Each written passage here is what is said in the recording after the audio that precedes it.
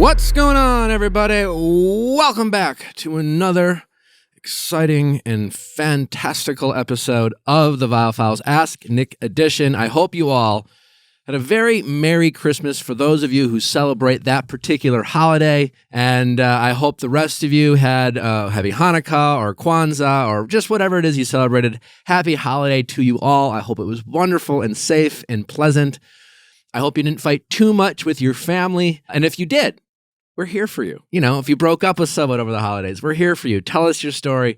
Email us at asknick@castmedia.com, cast with a K. And if nothing else, give the gift of your family drama to the people of the Viall Files, and hopefully we can help you navigate your crisis. I'd ask you ladies how your Christmas was, but we are recording this prior to... It's in the future. ...the birth of the Christ. We are recording it after the first day of Hanukkah. We are. That's true. How was your Hanukkah? How was your Hanukkah? You got COVID. It was really cute. My boyfriend and I went out for an extraordinarily fancy dinner last night. I tested negative for COVID yesterday, positive today. Yay. I'll get you. But it was... I mean, you know.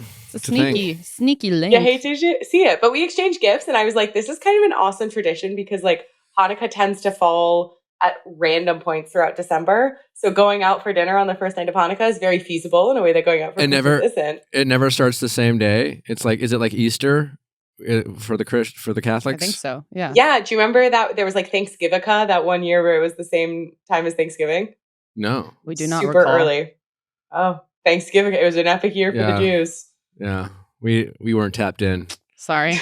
Thank God we have Amanda. Yeah, I'll keep you guys honest from now on. So far, Hanukkah's going great. Well, you got COVID, so.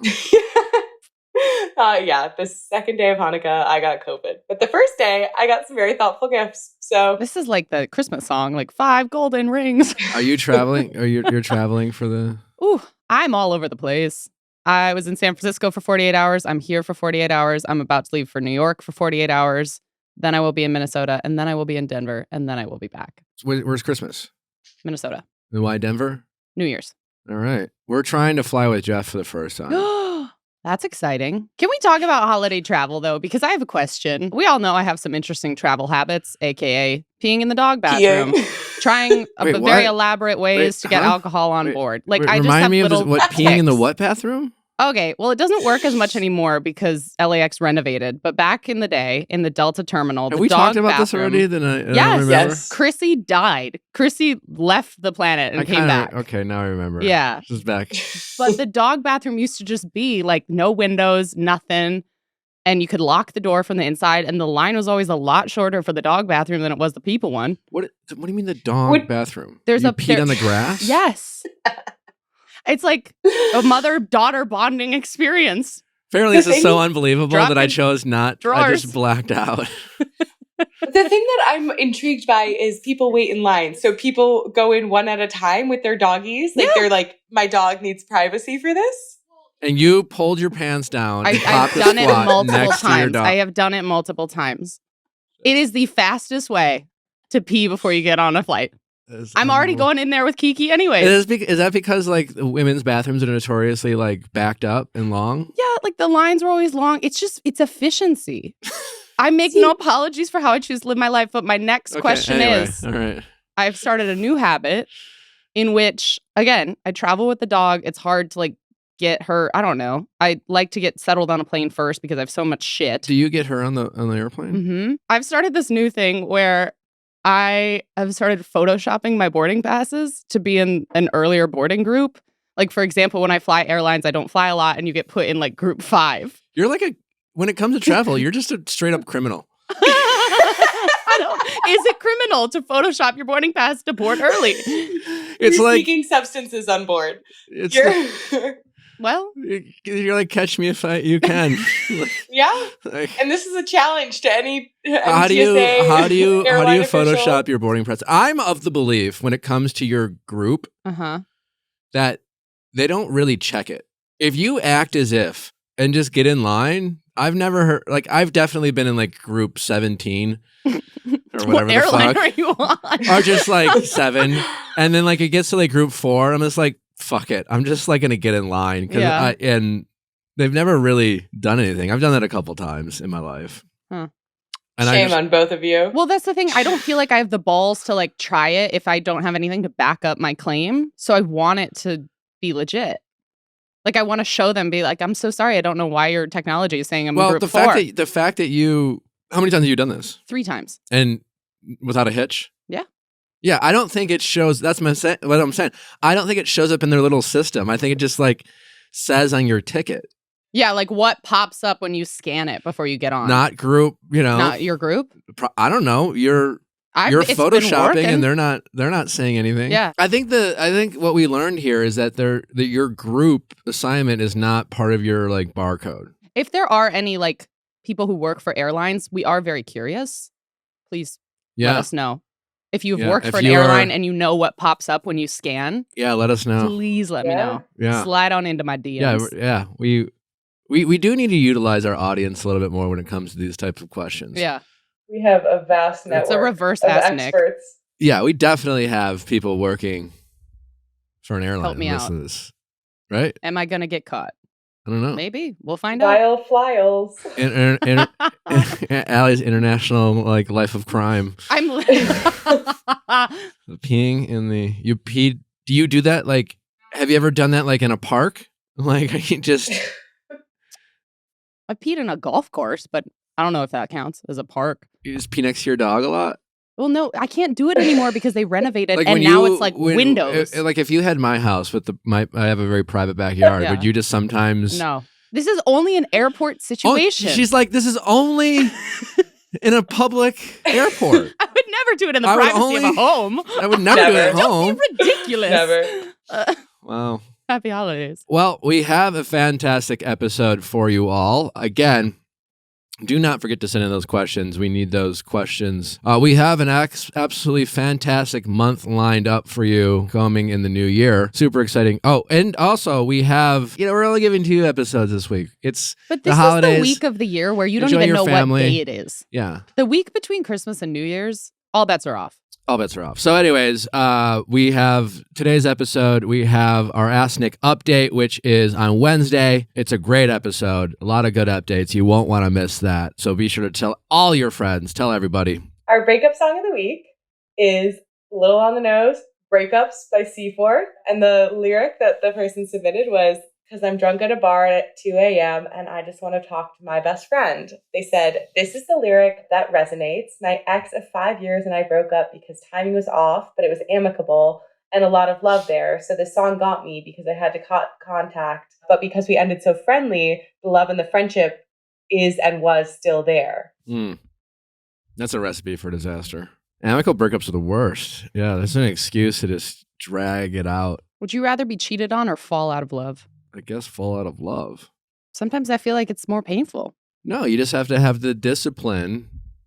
And then in this particular, thank you for the wonderful song recommendation. This particular person going through an amicable breakup is choosing to still, they said it was just timing and things like that. I'd be willing to bet if we had this person on and we dug a little deeper, there's more to the story, and there's a reason why they're not together, more than just like bad timing.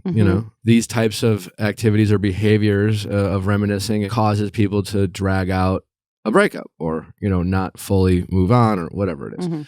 That's just a choice. Like it is tough. I would rather fall in love and have a lot of respect for the person I once cared for truly deeply and was in love with, and just hold myself accountable to like set some boundaries for myself that I wouldn't reach out at a time of loneliness or neediness because obviously it feels comfortable and nice, and I would definitely rather have that than the latter. But okay, rank from 1 to 4.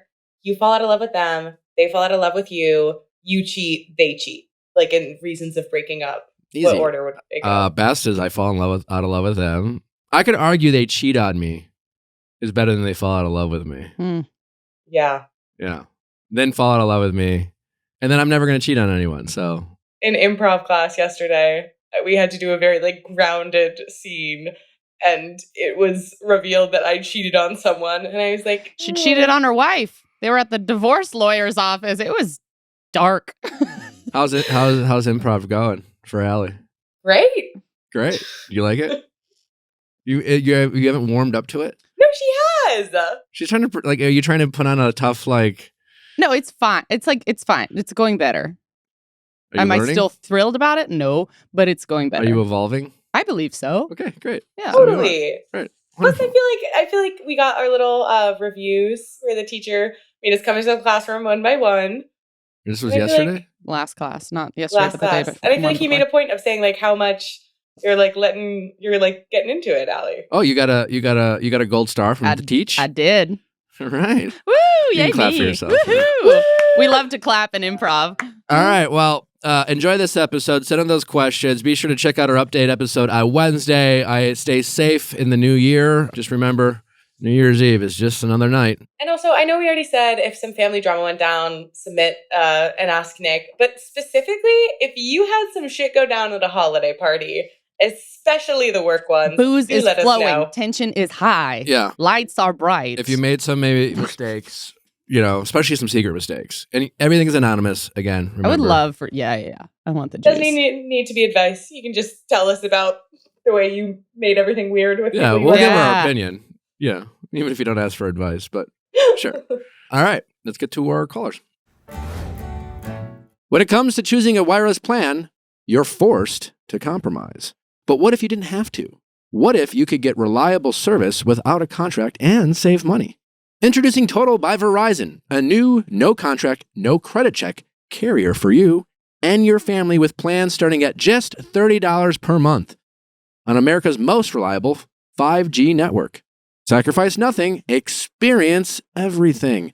Total by Verizon is available at totalbyverizon.com and at retailers nationwide.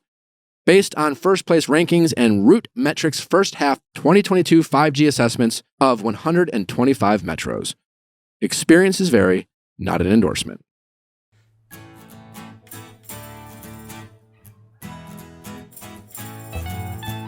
Question time with Nick. Let's ask Nick your sexy questions. How's it going? Good. How are you? Good. What's your name? Nicole. How old are you, Nicole? 22. How can I help? I'm basically questioning if I should be engaged to this man. We have a 9-month-old together. I have a lot of concerns, so I'm basically needing some perspective and advice on kind of a few concerns I have.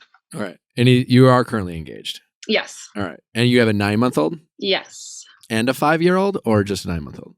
No, just a 9-month-old. Oh, you've been dating for 5 years? Yes. Gotcha. Okay. Why are you doubting it?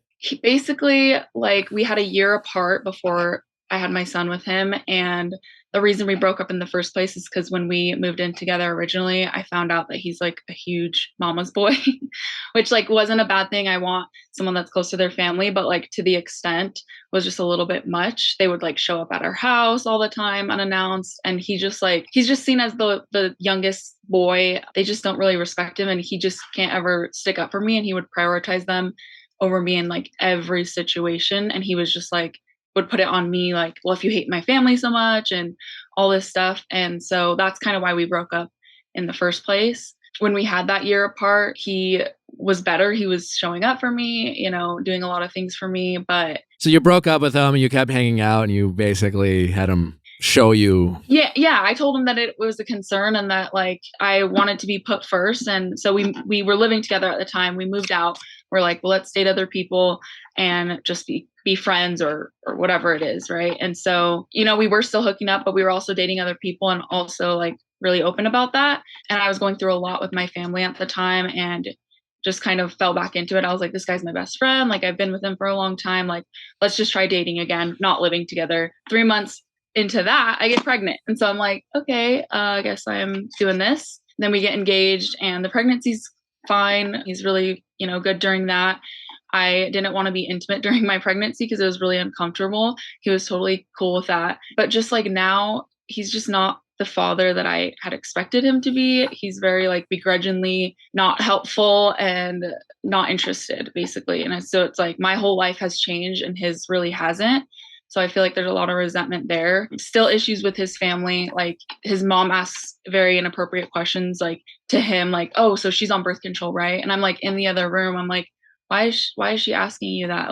that's none of her business. And he's just like, oh, she just makes excuses, or just like little stuff like that where he just can't ever stand up for me, I guess. How old is he? He's going to be 30 next week. I was expecting you to be like, he's 22 or 23. Yeah. Yeah. There's an age difference for sure. Interesting. Because you're describing a boyish man. I just have been through a lot more in my life, and not to say anything, bad about him. It's just like, he's just doesn't get me on an emotional level, I feel like, and is very like naive about the world and just everything. And I just starting to be unattractive to me for sure. What are the reasons to stay in this relationship? Our son, like, it's so much guilt and like pressure. And I just feel the weight of like raising my son and doing right by him. And yeah, I mean, I hear you. And yeah, sounds like it's a very thoughtful thought to have for your child. I'm not a marriage expert by any stretch. I just don't know if, and I say this as someone who has had the benefit of 2 loving parents and a great family dynamic growing up. So, but I don't know if you're going to have a great family dynamic if you don't respect and love the person you're going to marry. You're not even married. Yeah. It'd be one thing if you're like, hey, we got married 2 years ago and I'm having these thoughts and feelings, and then certainly there's ways to work on things and you have good times and bad. But like you have a story of, hey, we dated, you were 19. You were at the time you were dating a 27-year-old guy who you felt was kind of immature for you being 20 or 19. Yeah. That's not a good sign. It's gotten a little better when you broke up, then you got back together, got knocked up. It just doesn't sound like you would be with him if it weren't for your son. That's the thing. 100%. 100%, yeah. You say. Yeah, then I think you have your answer. And listen, like, I think you can still give your son a really wonderful life and a really great upbringing in a healthy home. And it'll be up to you to decide to want to be great parents. I mean, you're super young, so chances are you're going to go out there and date, and you'll have to brave that world being a single mom, which you can totally do, and a lot of people do, and it will have its challenges and ups and downs. But eventually, you're going to meet someone that you're truly in love with, and hopefully they will want to be a great stepfather to your child, and maybe hope if you want to have more kids, start a family with them. I'm guessing you just feel very maybe alone a little bit, and probably the thing you're feeling the most is, I just didn't expect this for me. Yeah. Or my kid. Yeah. And like the biggest thing for me right now is like the intimate part. Like my body has completely rejected him at this point. Like I do not want to have sex with him at all. Like if I force myself to, I almost feel very violated and like, oh my God, get me out of here. Yeah, you should definitely not do that then. Yeah, I know. But then he puts it on me like, well, you just had a baby, your hormones are messed up. Like maybe go see a doctor, like go see a therapist. I mean, he's trying to put it on you. Like, I mean, listen, are you telling him that you're repulsed by him? No. You got to put yourself in his shoes. Like he's just, the alternative is he's repulsed. You're repulsed by him, and like so, he's just trying not to feel like a total loser. I mean, I get where he's coming from. I don't think he's trying to blame you. My guess is he's just like, fuck. Like if my girlfriend or fiance, who I just had a baby with, like didn't want me to touch her at all, and like looked at me like a repulsor, I'd probably be like, oh, maybe it's like the baby, like maybe I would definitely. I mean, like I would try to figure out answers, So to that point too, it's just like if you know how you feel about him, and the only reason you're considering this is because of your kid, then I think you really do have your answer, because you're kind of already showing what's going to continue to happen. He's going to get frustrated. You're going to get frustrated. You're going to get frustrated at each other. And it's going to feel like he's attacking you and vice versa. And at the end of the day, if you don't love him, if you don't want to be with him, if you don't feel like you can grow a healthy relationship with him so that you can have the type of like home that you think is suitable for your young son, I think you have your answer. And I think you just kind of have to like accept the fact that like, this happened and it's not what you expected, but you're not alone. That's for sure. A lot of people are going through what you're going through. And the good news is you are young. I mean, you're super young. You have still a lot in front of you and a lot of potential dating to do, and it could be really exciting. And you'll have to figure out what boundaries you have for the people you date and your son and your husband, and that'll have its complications and things you'll have to work through. But right now, you're in an unhappy, miserable relationship with someone that like makes you sick inside by thinking about being intimate with him. Not good. Yeah, but I don't want to look back and think like, oh, I just gave up so easily. Like I was being so young and just thinking like the grass is greener. Well, let's evaluate that. How long have you been dating this guy overall? Together 4 years, but 4 years. All right. So you've been known him for 4 years. In those 4 years, your overall opinion of him and your concerns sounds to me like it has been fairly consistent. Yeah. There have been maybe moments of improvement, but overall, the person you got to know within the first year, and it sounded like those concerns popped up in the first year. Yeah. And you've voiced them, you've expressed them, you've communicated them, you've tried to work on them, you even broke up, you got back together. Those challenges still persist. It's been 4 years. I think it's safe to tell yourself you've tried. Like at the same time, our son's only 9 months. I feel like all the better. He doesn't have to deal with like mom and dad getting divorced at 3 or 4. Yeah. Or 5 or 6. Your son won't know the difference. Yeah, that's very true. I strongly think that you shouldn't get married feeling the way you do now. And things would have to drastically change. Yeah, when you're saying your body is shutting down, you don't want to be near him. And like, I totally understand hormones and stuff change after having a baby, but you're thinking about potentially spending the rest of your life with this person. Is that how you want to feel every day? Or are you willing to like kind of take a leap of faith in the hopes that there's better out there? Because I think there is. Yeah. I mean, yeah, you've been dating this guy for 4 years. I'm assuming your first serious boyfriend, or? Yeah. Mm-hmm. In your case, the grass might be greener. I would nearly bet everything I have on the grass being greener. One thing my therapist said the other day that I thought was really helpful was she was talking about how like perfection is boring, and she was like, life is about the repairs. There's going to be situations that don't go the way you want to, and I think focusing on the repairs and viewing, because like I really do think that's like so much of life, ending up in situations that you might not have chosen for yourself, that, you know, in hindsight you wish you could change but you can't, and just finding out a way to navigate that. Like, I think in doing that you're an amazing role model for your kid, and so that adds so much value, like in a parenting standpoint, in a way that it seems like maybe you're worried about losing it if you were to break up. Yeah.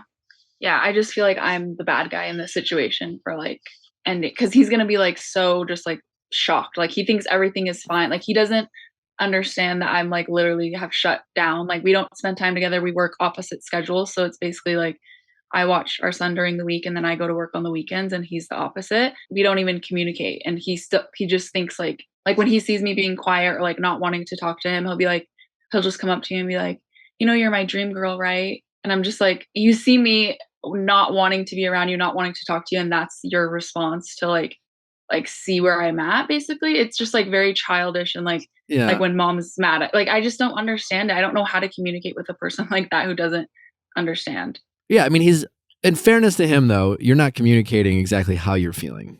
You're just being kind of avoidant and distant. Well, yeah. Well, and I have too. I've been like, yeah, like the last few months, like I felt really disconnected from you. Like I don't know what we can do about that. And he's just like, really? Like the last few months? I'm like, yeah, like you haven't noticed? And he'll just be like, well, let's do date night, like on Thursdays and blah, blah, blah. And I'm just like, he doesn't get like the extent of like. No, he doesn't. But I just, in fairness to him, I don't think you're really communicating this. And I think it sounds like you're expecting him to pick up on signals and things like that. And he is the kind of boyish, immature man that you've described. But like with your girlfriend, when she's like changing moods, or like, don't you kind of pick up on that and you kind of check in like, hey, like what's going on? Like, I know that's unfair of me to just expect that, but it's like, you've known me for a long time. You should know like a little bit of how to read me, I guess. Yeah, listen, like, I don't know. Everyone's different. And this is all might be to the point where you're looking for something else in a guy. I'm just trying to just respond to what you're saying. Yeah. But ultimately, it sounds like you want someone who is a better communicator, who might be a little bit more attentive to your needs. I do think it would just help you getting good at just, it's tough to exactly say how you feel, but in your case, I don't know, maybe sounds like you already have your answer, but like, it seems like you're struggling with how do you go about that? So, and the fear of like, well, maybe I'm quitting too early. So I don't know, suggest couples therapy. One, if he avoids wanting to go all together, it's another kind of reason to end it. And another maybe a reason you can give to him, once you decide to leave. And if he is willing to go, you'll be able to find out whether you are really walking away too soon. And you can talk through it to a therapist with him, and in a safe space, like, tell him exactly how you feel, because you haven't done that yet. If my girlfriend told me, I was like, I'm not attracted to you anymore, it would hurt. It would hurt, but I would be like, well, maybe we should break up. And yeah, you will be the bad guy for a while to him. But that's not a reason to Yeah. stay in a relationship for the rest of your life. Yeah. You want more from a relationship. You deserve to get more. And you wanted it to be from him, but he's not doing it. And you maybe could communicate a little bit better, but partly I think you're not communicating it because I think you're checked out. Yeah. So it's like, why do I tell him? Because I don't, so that's the part you have to like own. It's just like the part of you that's kind of complaining about what he's not doing or how he's not responding the way you'd want him to. Like at this point, would it matter? I don't know. I'm kind of getting the vibe that it wouldn't. Yeah, probably not. If that's the case, if you really don't see any hope, then I think you just have to get to the point of ripping the Band-Aid off. How's your support system outside of him, like with your family and friends? What's that look like? I have a lot of good friends. They're just like at a way different place in life than me, obviously. My family is super supportive. I have a really good brother that lives here and my mom too. That's great. Yeah, I know they'll be a big help. It's just scary too. And you don't have to get divorced. Oh my God, what a dream. I know, thank God. I just am really feeling the weight of like, it's going to be my responsibility for my son. And I already knew, like, obviously, but it's just going to be a lot harder for me than him. Yeah. Well, listen, hopefully he steps up and pays child support and, I have to get a lawyer for that. Yeah. But it sucks. Like you have some tough choices to make and some tough situations to deal with, but all of which sound better than being stuck in a relationship for the rest of your life with someone you don't love or like even. And you're going to have to just experience some short-term pain and discomfort and frustrations to set yourself up for success in the long run. So yeah, I mean, listen, it's a tough situation, but there are positives. You're not married to this guy, so it wouldn't require a divorce or lawyers to get out of it. You would be single again, and it sounds like to you that would be more exciting than scary. I'm sure there's scary elements to it, and I'm sure there's parts of dating, as a young mother that, yeah, it's a lot of baggage to have at 22 years old. I feel like I'm just not even interested in dating. I just want to be kind of alone. Okay, right and be alone for now. But I think once you get over it, you'll want to date again, maybe. And it's a kid. It's not like a lot of young mothers. I think you're going to be okay. I have suggested couples therapy before, and he just like is confused, like because he knows that I have like past trauma and stuff. He's like, "Well, yeah, I'm supportive of you going to therapy. Like, you can totally go." And I'm just like, "That's not what I meant. I meant like to bridge the gap that we're clearly having right now." And he was just like, "Well, I don't know, like." What we'd even talk about. And I'm just like, there's that. What is he like? What do you guys, it sounds like you're not like hanging out. You're not spending quality time together. No, I just see him at night for like bedtime routine. And then he goes straight to bed because he wakes up early. So we don't spend a lot of time together. Yeah. So I feel like you have your answer. Yeah. I mean, the only alternative is to like soften the blow, because you could literally just be like, "Hey, I think we should break up." You could do it today. You're not married. His birthday is literally next week. I'm just gonna break up with him, right? See, I just like keep on. Okay, we'll wait till after the holidays. We'll wait till Never a good time. He'll be fine. I mean, he's gonna be upset for a while, but the way you're describing it, I mean, this guy, I don't understand the guy. Like I don't understand his mentality. I mean, I'm only hearing your side of the story, but right. And if he wants to come on the show and talk about it, I'm down. But okay. if this is how he truly is, then I think you have your answer, and then you just have to get past the tough breakup, which will require some conversations, and you just you're not happy. It's just that simple. I'm not happy. I've tried. I suggested couples therapy, and you supported me getting therapy. Yeah. Like I want a partner that wants to like. What's your love language? Mine probably quality time and like physical touch. You're not getting any of that right now. No. Yeah. We don't spend any quality time, and I don't want to touch you. Yeah. I think it's really like reassuring but also scary to like hear you say that, because like everyone in my life is like, Laura, like once you have a kid with him, like you have to work it out like for the kid. Like why? Who says that? People are still saying that? Yeah, my parents, my brother, like my good friend at work, she's like, he has so much potential. Like I get what you're saying. No, he doesn't. Like, he's 30. I know. If you haven't reached your potential, or at least if you haven't tapped into your potential by the time you're 30, chances are you might not reach your potential. There need to be signs. And maybe he's reached his potential. I mean, what's he do for work? Is he happy and successful in that? Yeah, he does sales. He does pretty well. Sales for like a payroll company. Okay. Yeah. So he does that pretty well. He's just So yeah, as a partner, he's had 4 years to reach his potential. And his younger girlfriend is talks about him like I thought honestly you were going to tell me he was 22 or 21 or 20. I thought you were dating someone younger. Yeah, he's just very like I thought that truly having a kid would like bring us together and like just what we needed almost. A kid is never what you need, by the way. But like he just is like in the middle of the night, I'm like asking for help, like, hey, can you just go get a bottle, or hey, can you do this? And then like when I was super sick, I was like, can you just stand up and rock him for just a second? Like he'll fall back asleep. And he stands up and huffs and puffs and goes, and what about me? I'm like, what do you mean, what about you? Like he's like, I have to sleep and I have to wake up tomorrow. And I'm like, well, that's kind of what having a kid is. You have to put yourself last. Like, I don't know. He has some deadbeat dad energy. Yeah. And it's sad because it's like, that's not what I thought he'd be at all. So I think you just kind of expressed that to him during a breakup. That he has deadbeat dad energy. I mean, honestly, I don't have much sympathy for dads like that.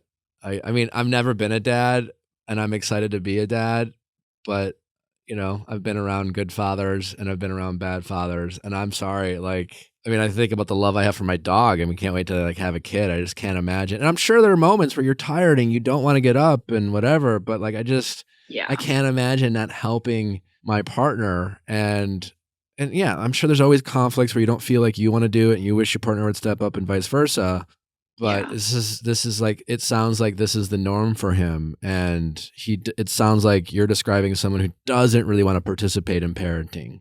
He just wants to like have you raise your kid while he goes to work. And he has a very old school, you know, value system when it comes to parenting, and you don't, and it doesn't align.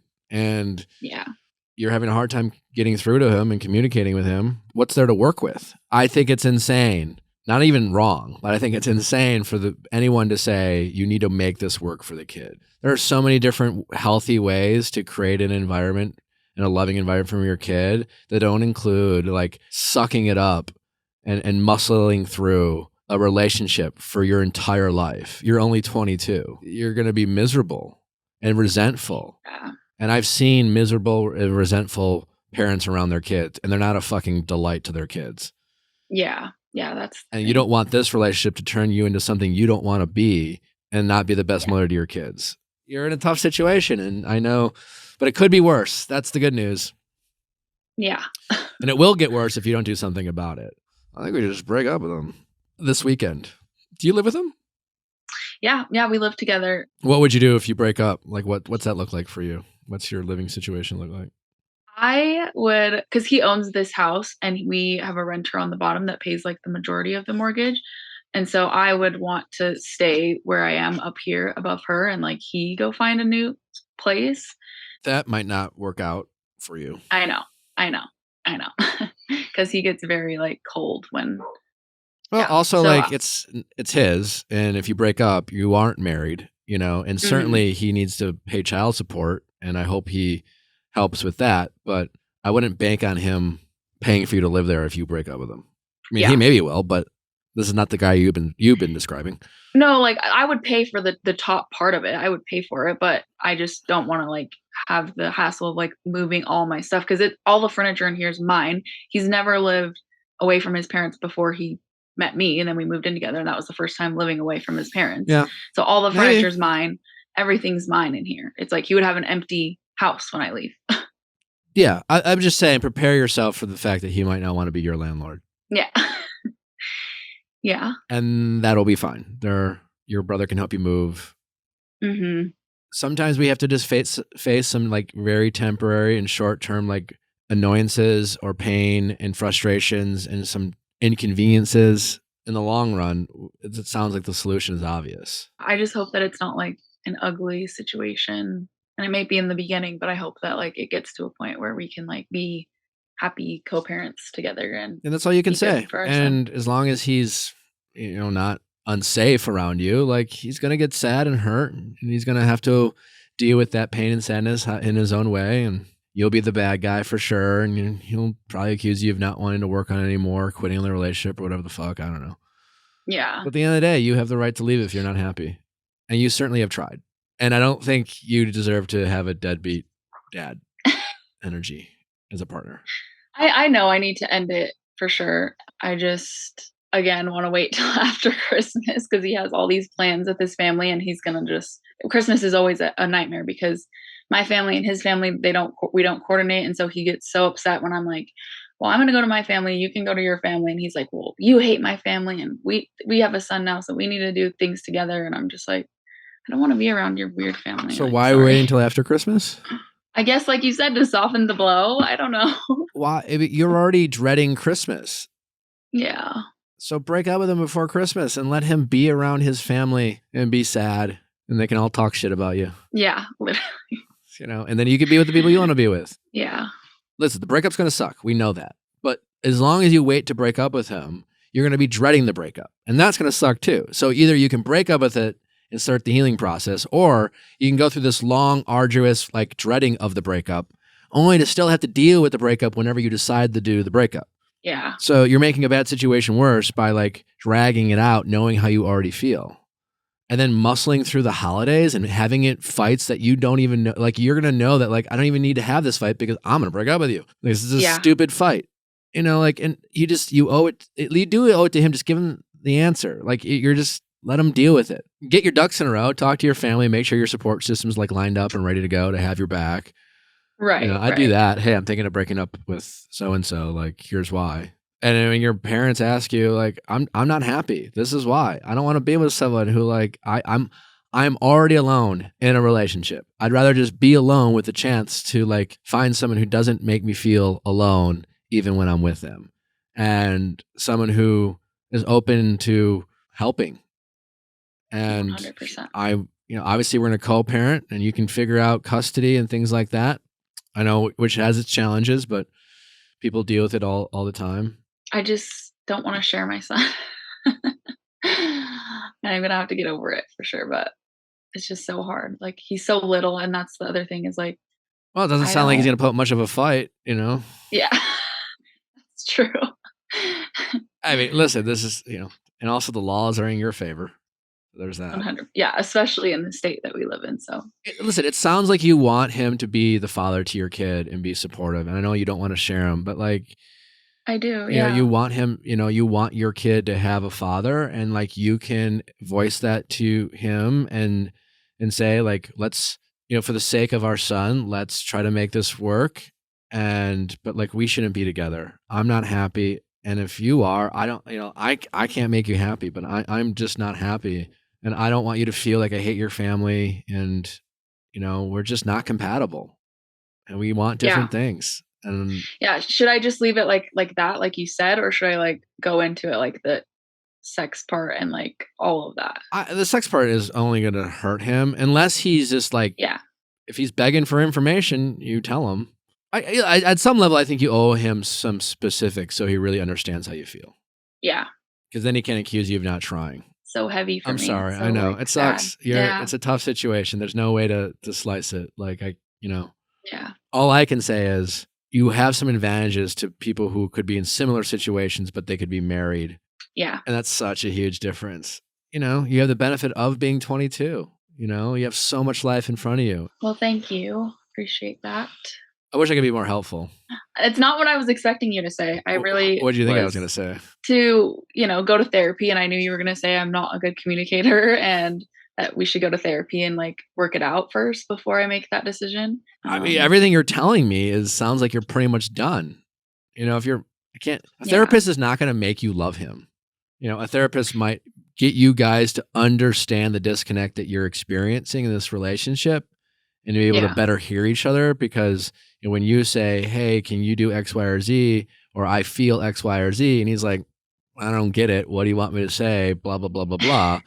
You could maybe help with that, but it also sounds like you're just not into him anymore. Like you said, I am pretty checked out. I don't even have arguments anymore. I just kind of do my thing and he does his. And given that you have such a young child, it might literally logistically, this might be the best thing for the kid to like deal with all these challenges early on where they don't even remember, Yeah. and the relationship that he's going to have with his father and you will always seem normal to them, and he can still be hopefully a great father and you can be a great mother and you can hopefully co-parent and he won't know anything different. And hopefully you meet someone who gives you the love that you want and deserve in a relationship. And, he can have a stepdad and hopefully one that loves him and things like that. There's just, you can create a really healthy environment for your kid if that's your priority without forcing it with this guy. Yeah, that is my priority for sure. And that's more than possible. You're going to have to make some tough choices. You're going to have to deal with some short-term and temporary inconveniences and difficult times. But it sounds like you're capable of getting through it. Oh, yeah. I think I'm ready for sure. All right. Well, I'm sorry you're going through it either way. Yeah. But try to think of the positives. Instead of dwelling on how hard it's going to be, think of like the opportunities that are in front of you and your child. Yeah, I definitely want him to see me as the happiest that I can be. And I'm not, like you said. So I vote doing it this weekend. This weekend? Yeah.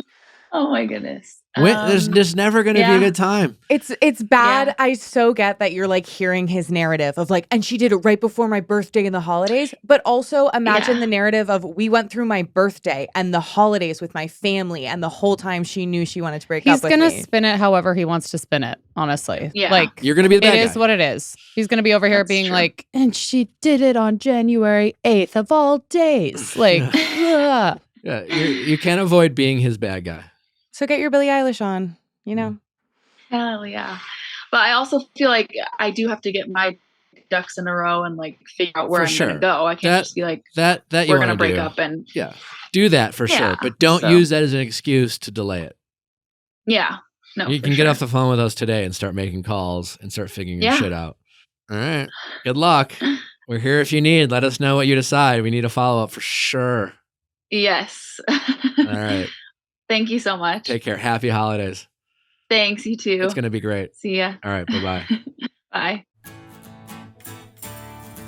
How's it going? Hi, I am Chelsea. I'm 27. How can we help, Chelsea? I am at an age where most of my friends are either married or in a serious relationship, and I've been single for 3 years. I've just been put in like situations where I'm constantly the only one who's attending alone and things like that. And I guess it's just kind of stirred up some memories of a relationship from literally 7 years ago that made me feel really secure. And I know it sounds crazy, but it kind of like at the times that I feel insecure about my current situation, it like pops up in my dreams. So I do have a therapist and we've kind of worked through like what it really means, but I guess just What does your therapist say about that? so she says that it's not that I'm like mourning him, because like it's not like I just go about my day thinking about him or anything like that. Like it was so long ago and we were young, but it's more just like I like what I associated that relationship with, which was like a lot of security and deep feelings that I guess I didn't feel in relationships since. So she just noticed a trend that like it usually happens when big events are happening now, where I am the only person alone and I feel not secure and things like that. So I guess I'm just curious of like how to detach from like associating that past feeling of security and just kind of like regaining hope that I'll have that again going forward, because, you know, in the current dating world, it just hasn't been very secure. And Yeah. How old are you again? 27. 27. Okay. I know you might not think this, but it's still like really young. I know. I've read most of your book, and it was validating to hear that like you've, you know, had these feelings before where everyone else is in a relationship. And at the time it feels like, you know, you're old, but you're really not. And I don't know. So it's just tough. Yeah, totally. And I get how, you know, if weddings and holidays and things like that, and you go home for the holidays, and if you have siblings, they bring their partners home if you go to weddings. Mhm. But I think you just really have to try to focus on the freedoms that you do have. I mean, I'm assuming the friends that you have in relationships, some of them might talk about their relationship problems. Yeah, I guess so. Most of them are very like stable and Okay. secure.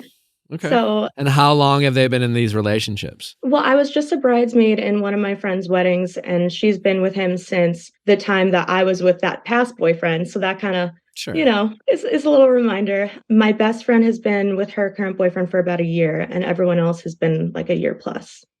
Okay. And have you been dating? Yeah, like I take breaks when it gets a little like frustrating that Right. things just aren't clicking. So right now I'm kind of in that break period. I do have someone that I might go out with soon, but I don't know. I've been struggling a little bit.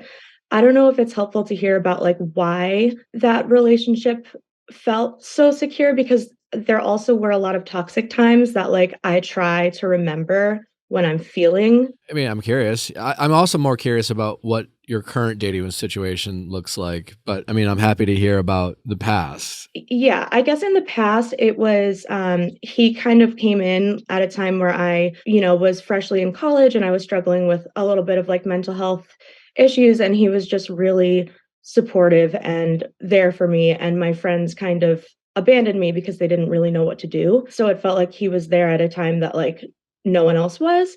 But then there were also times where he cheated on me and I became very Yeah. emotionally unstable and things like that.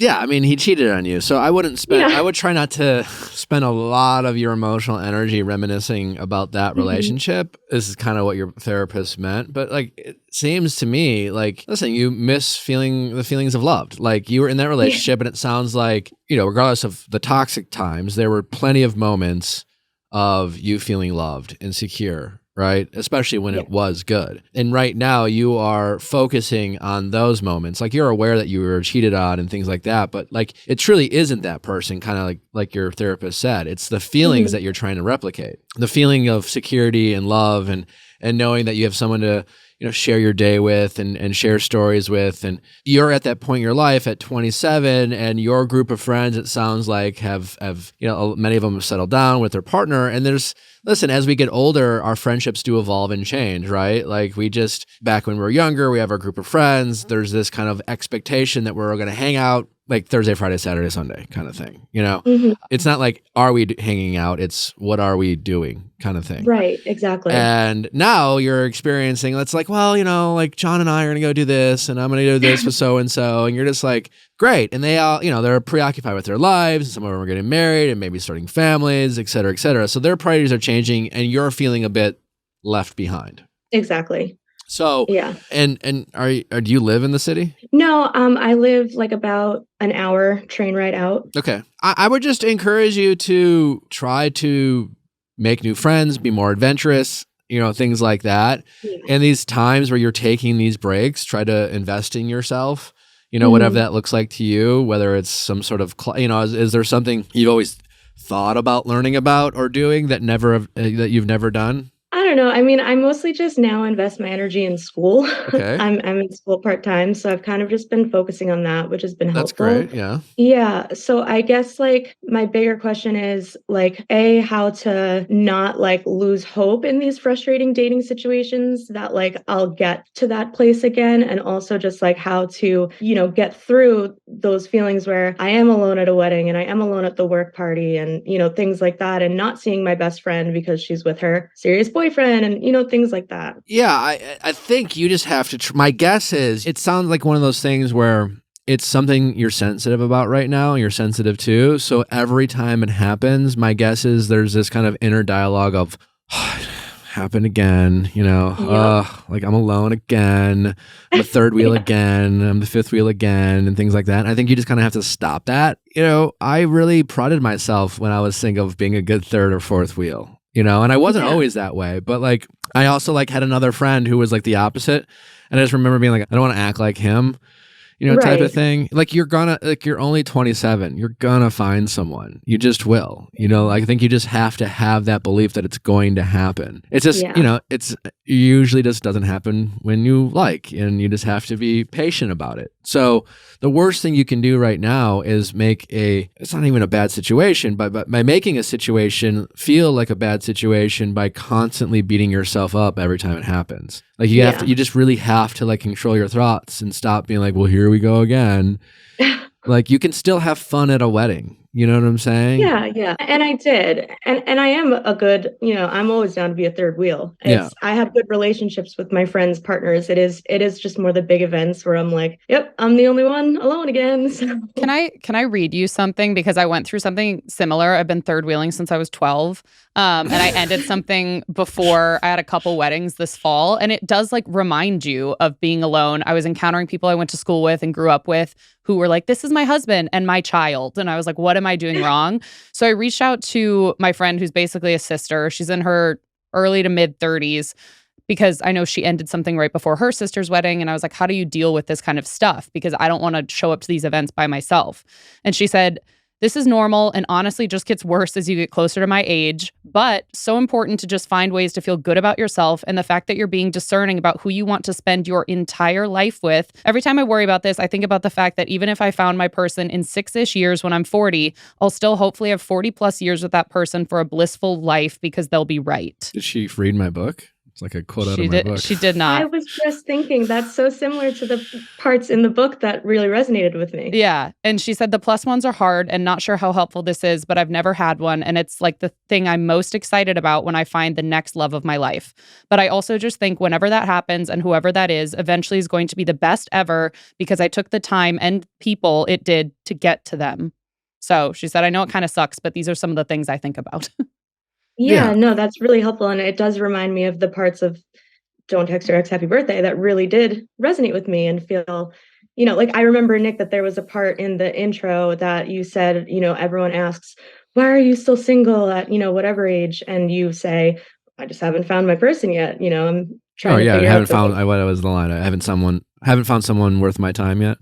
Yes, exactly. Yeah. And I think that's just it though, right? Because there's no secret sauce of you just like getting over this, right? There will be moments of feeling down about it. It's just constantly trying to not feel down about it. And I know that can be exhausting if every time you have to like convince yourself not to be down, but I think you just really have to be more overall like comfortable with like where you're at. How many of your friends are going back to school and investing in themselves like you are by going to school part-time? None. Yeah. And you know why? Part of the reason why is because they're too busy trying to make these relationships work. I mean, there's something to be said about that. Relationships take up your emotional energy and time, even the good ones. And there's a lot of people who wish they had the time to invest in themselves and go back to school, and you're doing that. Mm-hmm. And then the older you get, the harder it gets to do that.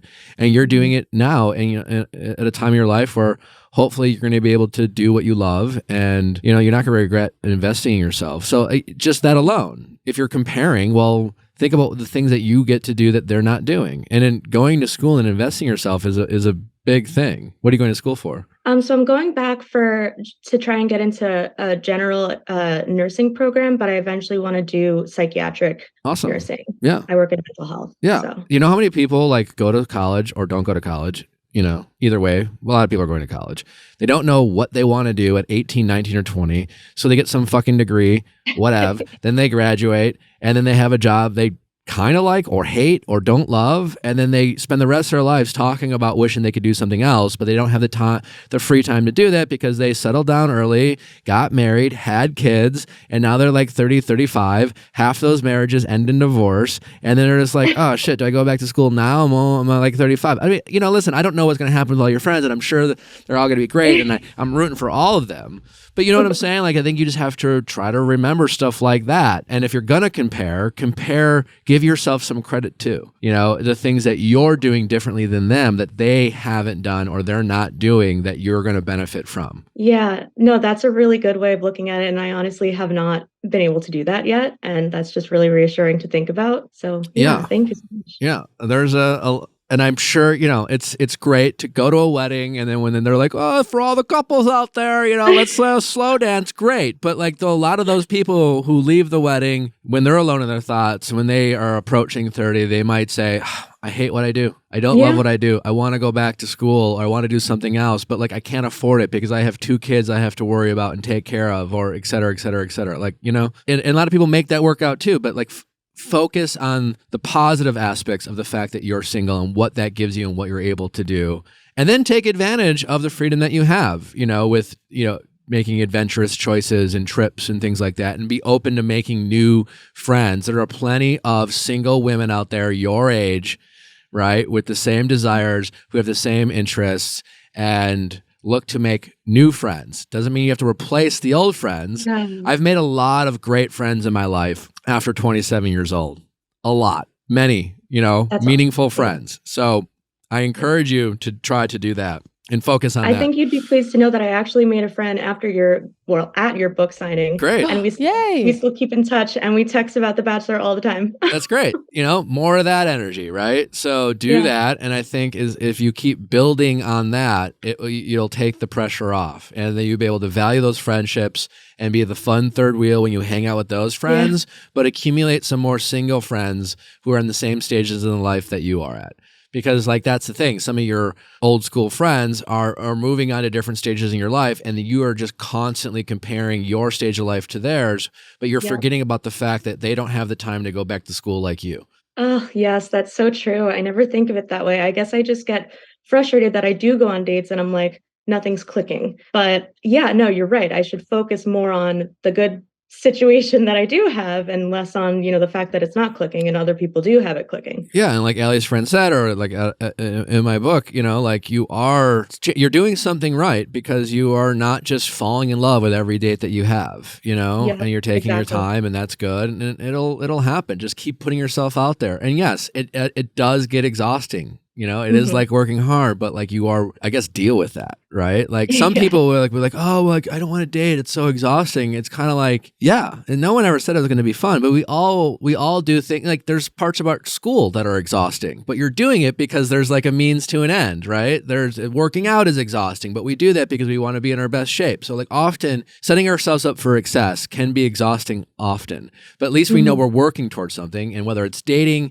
or whether it's going to school, you're working towards something. So we have to stop having these unrealistic expectations of what dating is supposed to be. It can be fun. In the moment, you can enjoy it, right? But it can get exhausting, and it gets more exhausting where you're constantly hoping that this is the one, every date you go on, just treat it like meeting new people, and be curious about these people, and treat it like I'm just trying to meet friends.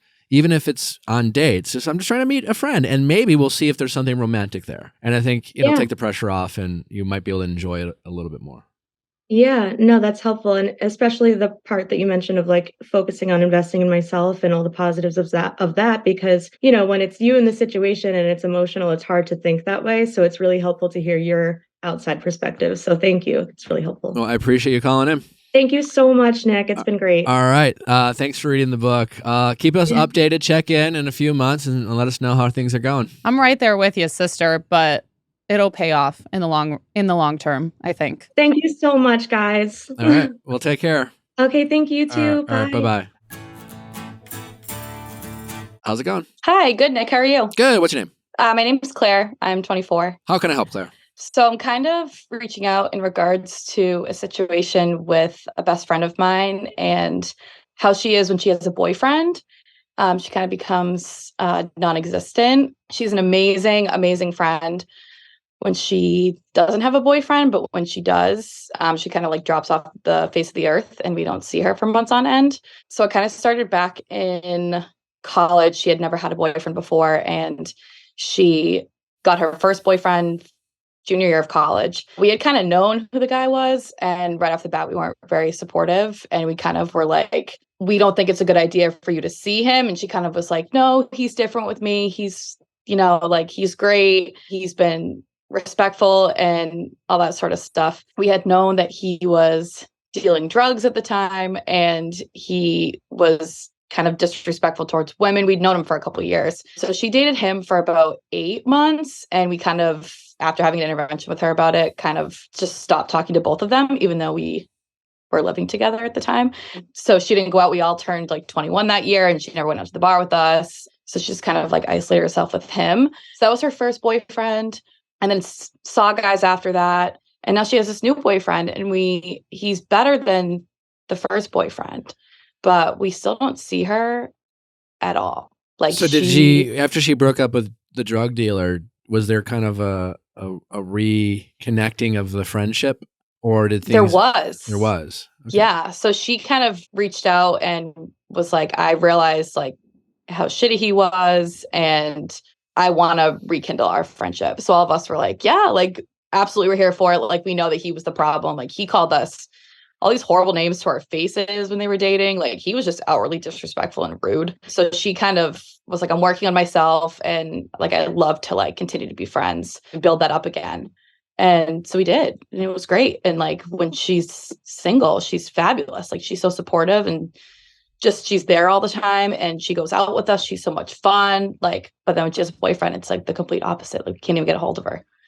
And how long has she been dating this new guy? I think about a year and a half, a little over a year and a half. So it's been a while. Yeah. Did she fall off the face of the earth right away? Yeah, it was kind of like, I think we were expecting to get to know him as soon as she was comfortable with him. Like, obviously they go through the whole beginning to get to know each other if they're going to date, and they started dating, and it kind of kept going on. I don't know. We just never, like, we don't know him at all. Like, we've hung out with him once, and it was me and my ex hung out with him, and it was horrible. Like, it was just not a good experience at all. What was horrible about it? So my ex had moved into a new place, and we were like, oh, this is great. Like, we can all hang out as a couple because I don't see you like by yourself. So try to meet in the middle. The boyfriend showed up, blacked out by like 9 a.m. after like slugging beers on an empty stomach, and then like continued to drink all day.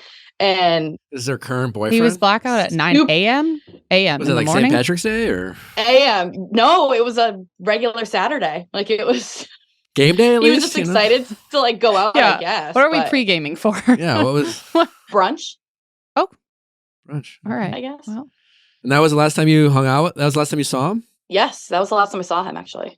Did you talk about that with your friend? Well, we did, because they ended up getting in like a fight, and it made my ex and I really uncomfortable too. Like, we were like, They it got was in a a very fight. small. They got in a fight at the Yeah. because he like, I don't know, something happened at the bar we weren't aware of, and so they came home, and like, it's a 1-bedroom apartment, so they were on the couch, and we like couldn't leave the room because they were like screaming at each other, like screaming, crying. And like, we talked about it the next day, and she was like, oh, he was just drunk. Like, it was fine. But we didn't discuss like how drunk he was all day. And I don't think he's not like a bad person. I think he was anxious like to meet us, and it just kind of like all ensued in one. I mean, have you made attempts to hang out with this friend one-on-one? Yeah. So we live fairly close to each other. And so we had big transitions coming out of college. And so we've tried to do things here and there. When I went through the breakup, she was like the most supportive friend. I kind of met her in the middle. Like, I had nothing else to do. So we kind of did a bunch of stuff together. That was like 5-6 months ago now. So yeah, I've tried to reach out in ways of like, hey, we're all doing this weekend. And it's, oh, nope, I'm going to be with the boyfriend. I'm like, oh, okay, well, like, what if, like, I'm really busy, but like, what if we did this day? She goes, oh, well, like, I have a workout class, or like, I have dinner with so-and-so, and then never follows up, never reschedules. Like, you have to book like a month in advance to see her, which is just really bizarre. So How old is she? she's my age. She's 23. Okay. She's a year younger. I mean, listen, if she doesn't want to make it a priority, you know, like my first thought is like, maybe she knows she already dated someone that you didn't like, the drug dealer. Mm-hmm. That didn't go well. I don't think this is just it. I don't think this is just it, but there's maybe an element of like, she doesn't like have you hang around him because you've already judged her exes and her partners in the past, and she doesn't want to be judged for it now. I'm sure there's maybe some truth to that, but like, you're not seeing her at all. You know, she's not making time to be your friend. No, and that's like the biggest, like, it's so odd because it's not like she's a consistently like flaky friend and like add the boyfriend into the mix and like you just never see her. Like, when she doesn't have a boyfriend, it is like night and day. Like, it is, you see her all the time. She's super engaged in the conversation. She's asking about your life, and she's super involved. Then like, as soon as when we were both in relationships, like we even like the same thing. We both talked all the time. And then as soon as like my whole friend group kind of became single, it was like, we were the bad guys. Like, we were never, like, we've seen, my other best friends and I from college have seen each other every single weekend in the past like 6 months since the breakup. We go out and like, we've done girls' weekends, and we've invited her every single time, and there was an excuse every single time. And so we just stopped inviting her. It's just so bizarre because he's not like, from what we know, he's not a bad guy. Like, he doesn't post her on anything. He doesn't make it like, they're not super all over each other on social media. Well, I don't think it's him. I mean, I have no reason to think it's him. I think it's her. Yeah. You mentioned in your email that when she broke up, after she broke up with her first boyfriend, the drug dealer, you were really worried about her, and like she had hair falling out, like it was a very extreme situation. And so I don't know how relevant those details is in terms of like what the fallout looks like after the fact, and how much kind of concern about where she'll be then is also like a factor in this. Like she had hair falling out because of how her stresses of the relationship ending kind of thing? Yeah, like it was her first relationship, and I think she thought that she had lost all of her friends, and like he was horrible to her, and like she, like once they broke up, she realized it was like, I don't have anybody, like no one's on my side anymore. We thought that like after that first experience of like, okay, I isolated myself, like I'm not going to do that again. Yeah. And then that doesn't happen often. Some people just have this like gene of like really going to Boyfriend Island. Yeah. Even, and like, it is weird when you feel like they're going to learn their lesson and they don't. Yeah, guys do that too. And listen, that might make them a great partner and really fixated on the right person if they're dating the right person. We don't know if this guy's the right person or wrong person. You know, she has a track record of dating the wrong person. We all have a track record of dating the wrong person. So as far as your friend, yeah. So I think you're better off, like this is not really about him. It doesn't seem like. You have no reason to think it's about him. No. It's about her not being able to kind of prioritize various friendships and relationships and how to kind of balance them out. But it sounds like, have you ever just said, hey, I'd really like to, I miss you. I'd really like, because right now it sounds to me like you are trying to include her in all the things that the friend group is doing. And then maybe a few times reach out independently and said, hey, would you like to get together? But have you ever really reached out and said, hey, how you been? It's been a while. I miss you. Can we make an effort to get together? Well, I know I'm busy, you're busy. I'd just like to catch up with you. Not a double date, just you and her. And then when you're sitting down with her at a nice meal, you catch up, you ask about her boyfriend, hopefully she's happy, and just say, hey, listen, I'm glad, if she's happy, you say, I'm glad you're happy, but I do miss you as a friend. And I'd love for us, and if you have other priorities, but like, I miss you as a friend. And if you could, I'd love for you to see you more. And I'd love for you to prioritize that a little bit. And I'm hoping you want to too. And if not, and she doesn't, but at least you'll get your answer. But I think you definitely have to like sit her down and let her know that you miss her friendship. And if she's like, other people I know who are like that, she'll probably respond positively, especially if you don't like, make it like she has to be defensive. You're just like, hey, like, I'm glad you're happy or whatever, but I do miss you and I hope we can hang out more. I would save the whole, like, you're such a better friend when you don't have a boyfriend. Yeah. And that's kind of a hard conversation to have with someone. Like, I think of like my friends and putting effort into them, like long term.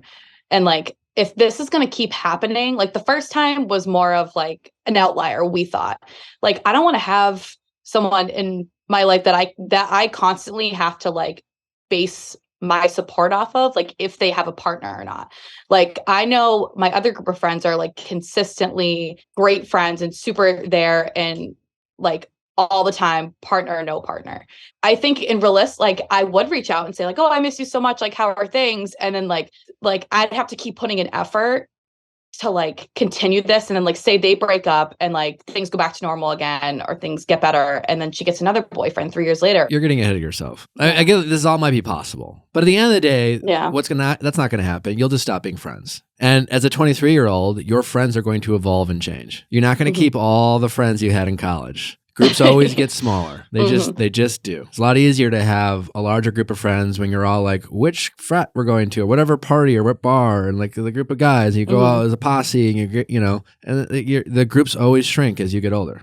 This friendship will almost certainly evolve, whether you're friends or not. Like, you can still be friends, and like she can just be a friend you don't see as often. But in the short term, instead of worrying about like what you're going to do if she breaks up with this guy and the back and forth, I think you should have a conversation that it sounds like you've never had with her. And don't like call her up and say, let's like catch up over the phone. First try to say, hey, I miss you. Like, I'd really love us to like make an effort to get together for dinner because, I'd like to catch up with you. Just say that. See if she's willing to like do that. And if she's not, I mean, Yeah, or like do it on her terms. Like I'm just as equally busy and I offer a couple things and she's like, well, we could do like this thing together because it fits her schedule and it's. Yeah, it sounds like, there might be a part of you that's kind of like expecting her, to do her part. But right now, listen, you called up in hopes to like figure out how to salvage a friendship is essentially. Yeah. How to do that. So if that's what you want to do, then you have to stop worrying about who's right or who's wrong or who should go first or whose fault it is and blah, blah, blah, blah, blah. Just do what you need to do to salvage this friendship and what you need to do, because she might not be like literally noticing a problem. For someone who has a hard time having balance between their like romantic relationship and their friendships, this is how they roll. It's a problem for you. For sure. You don't know if it's a problem for her. And there's a good bet that she's generally happy in this relationship and she's just like lost touch.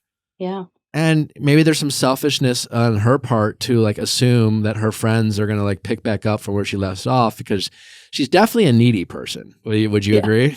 Yes. But she's getting these needs met from someone else, her boyfriend. And that's why when she doesn't have a boyfriend, she needs to fill those needs somewhere else. Take that into account that your friend is needy. Whatever. But you sit down with her and just tell her how you feel on face to face. But like you do that after you catch up and you hear the nice things and you say how it's nice to hear how she's happy, but you miss her. And like, listen, I wouldn't get into the whole like you're a better friend when you're single. You can have that conversation. If she breaks up with him and comes back, then that's a time to say, listen, obviously I always want to be your friend, but like it is frustrating. And I'm not saying this to like say I don't want to be friends with you. Next time you find someone, can we not lose touch again? Just don't fall off the face of the earth. We don't have to hang out all the time. Is there like a way so like something that was great with all my other friends and with my ex, like we would integrate all of his friend group and my friend group, like we'd all hang out together. And I don't know, I've hung out with him twice in over a 1.5 year span. And I don't know his friends. I don't know anything that goes on. And like, I'd like to, like, I think that would be. Sure. I think you need to figure out from her whether she wants to make this friendship a priority or not. Because if she doesn't, what's the point? Because she's probably friends with his friends. Yeah, she is. Yeah, I think you have to have a one-on-one conversation with her and kind of reset about what's this friendship. How much of it is a priority for either of you? Like you might like catch up and be like, well, you seem good. I'll talk to you in 2 years. I mean, and some friendships as adults are like that. You keep in touch sporadically, but you're not hanging out anymore. You're not each other's ride or dies. She's not going to be the person you go to for your problems, but at least you can connect. So I think meeting up next and catching up is about kind of checking in and being like, where are you at with all this? And just be vulnerable and express your desire to have a better relationship than you have with her now. And you would like to go out of your way to make it a priority. And you just want to see her more and you'd love to. But like, let's first find out whether she is even interested in being your friend, or does she just make excuses like, well, I know, but I'm just busy and blah, blah, blah. You'll get a sense of whether she really wants to be your friend or not. I mean, she wants to be your friend, but like whether she wants to like rekindle this friendship. Otherwise, she'll be like, you know what? You're right. We totally should.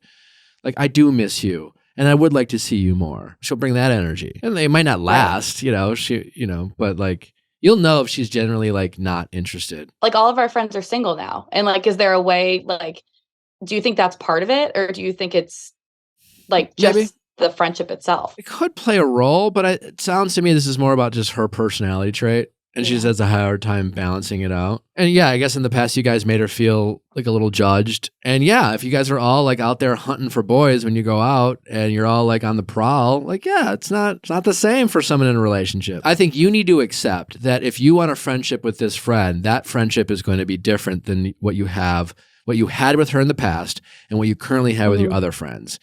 It sounds like you're not that many years removed from like the college days and like the girl gangs of like all going out. And for the most part, that nucleus has stayed intact. But this one friend has evolved and moved on, healthier. You don't really know where she's at. That's fine. And you'd have to decide to yourself, do you want to maintain this friendship, but just have it be slightly different than these other friendships? Or do you only have time for the friends who are going to be part of your little posse and gang? And go out and have the same interests. Right. There's no wrong answer. You have to also decide for yourself what type of friendship you have.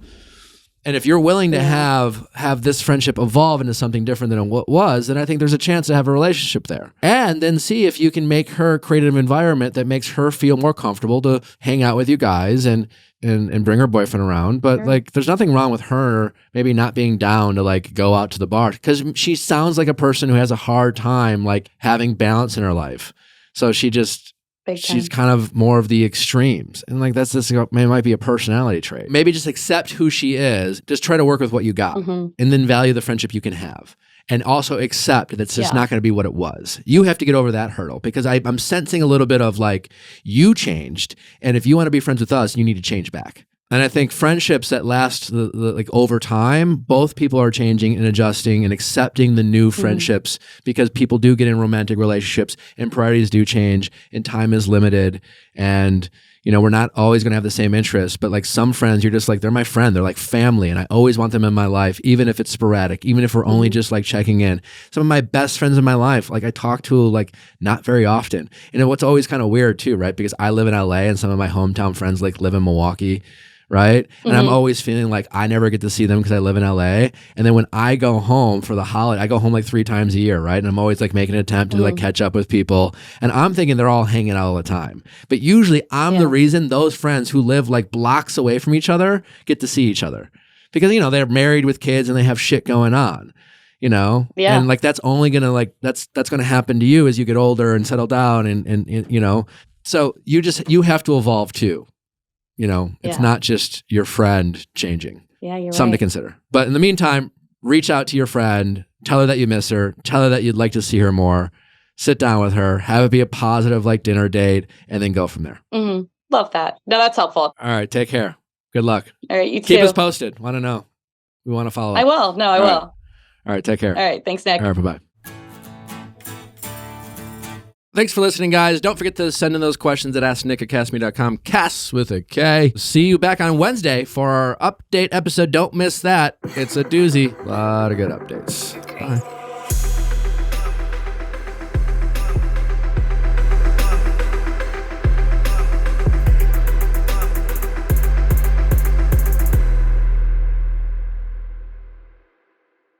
Hey guys, thanks for watching. Before you go, make sure you like, subscribe, and ring that bell so you don't miss any future videos like our Tuesday Bachelor recaps and Wednesday celebrity and expert interviews. See you next time.